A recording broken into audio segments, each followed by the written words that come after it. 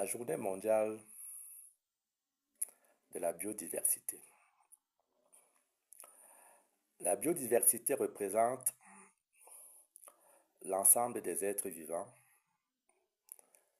présents sur Terre, ainsi que les écosystèmes dans lesquels ils évoluent.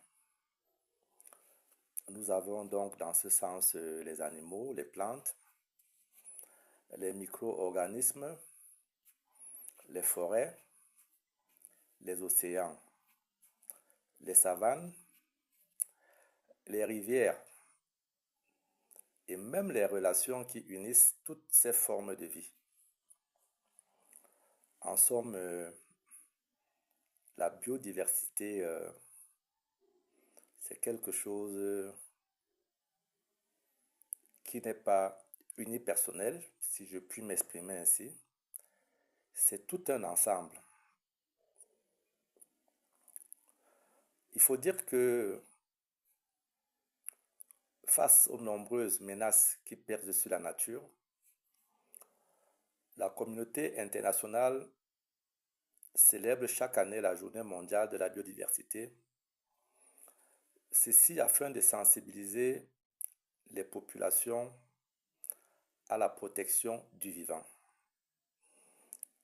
Comme nous l'avons si bien dit plus haut, ce sont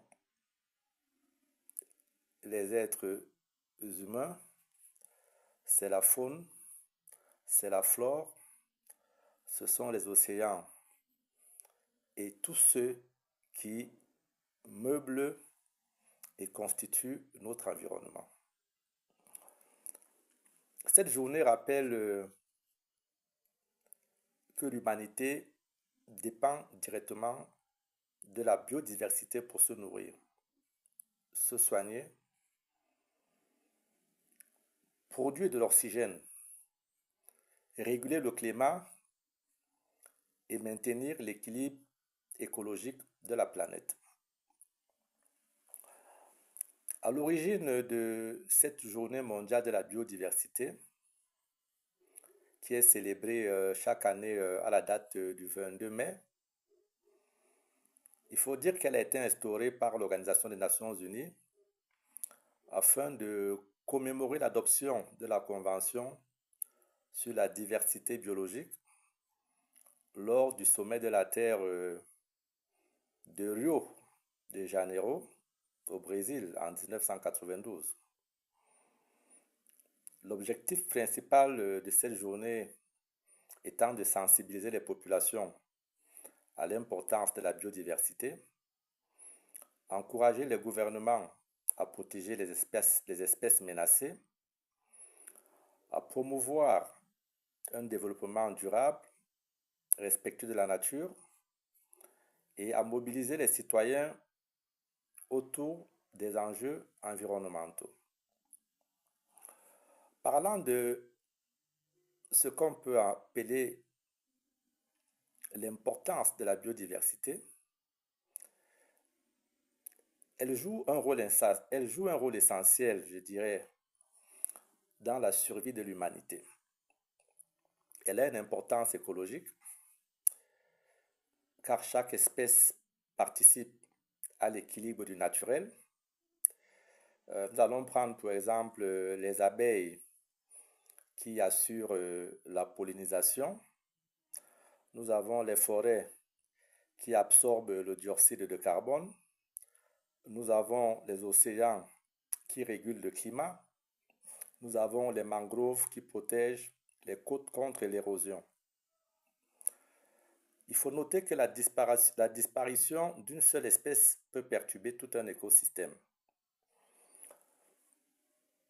Il y a également une importance économique, car la biodiversité contribue à de nombreux secteurs, tels que l'agriculture, la pêche, le tourisme, la pharmacie et même l'industrie alimentaire.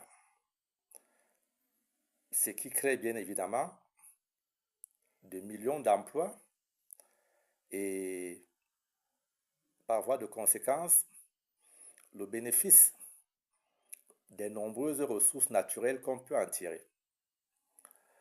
Il y a également une importance sociale et culturelle qui n'est pas à négliger, car dans plusieurs sociétés africaines, pour parler de l'Afrique, certaines plantes, certaines forêts ou animaux possèdent une valeur spirituelle et culturelle importante. La biodiversité fait donc partie du patrimoine des peuples africains. Il y a la menace qui pèse contre la biodiversité et elle n'est pas à négliger. Car aujourd'hui, la biodiversité mondiale est fortement menacée par les activités humaines, encore appelées activités anthropiques.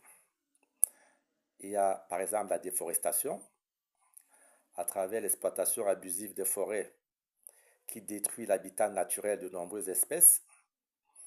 Il y a la pollution à travers les déchets plastiques, les produits chimiques, les hydrocarbures qui contaminent les sols, les rivières, les océans. Il y a les changements climatiques à travers le réchauffement climatique qui modifie et perturbe les cycles naturels des espèces animales et végétales. Il y a le braconnage dont on parle de plus en plus et la surexploitation à travers la chasse illégale, la surpêche qui provoque la disparition de plusieurs espèces rares. Il y a également l'urbanisation excessive à travers l'expansion des villes qui réduit les espaces naturels et fragilise même les écosystèmes. Parlons un tout petit peu de l'Afrique et de ses enjeux en matière de biodiversité. Car l'Afrique possède une biodiversité exceptionnelle. Nous avons la forêt du bassin du Congo, nous avons les savanes africaines, nous avons la faune sauvage, nous avons des espèces endémiques, nous avons des richesses maritimes et marines. Cependant, le continent africain fait face à de nombreux défis. Comme nous l'avons si bien dit, l'exploitation illégale des ressources, la déforestation, la pollution minière et pétrolière, le trafic d'animaux sauvages et les effets des changements climatiques. Malgré cela, plusieurs pays africains développent des politiques de conservation et des parcs naturels pour protéger leur patrimoine écologique.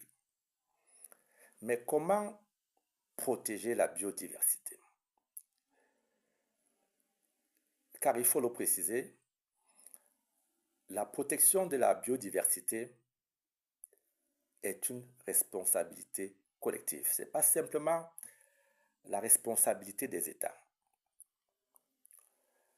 De nombreuses actions sont possibles à titre individuel, collectif, privé, public.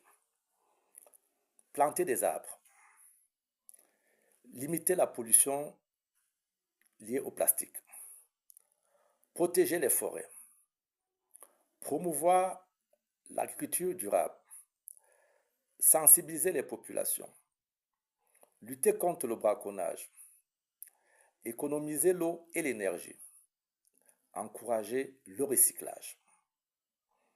Que ce soit les citoyens, les entreprises, les gouvernements, les organisations internationales, tout le monde doit agir et nous devons agir ensemble. Pour conclure, je dirais simplement que la Journée mondiale de la biodiversité est plus qu'une simple célébration environnementale. Elle constitue un appel mondial à la protection du vivant et à la préservation des équilibres naturels dont dépend l'humanité. Dans un contexte marqué par le changement climatique, la pollution, la disparition accélérée des espèces, il devient urgent d'adopter des comportements responsables afin de transmettre aux générations futures une planète saine et riche en biodiversité. Car, à mon sens, protéger la biodiversité, c'est protéger la vie elle-même.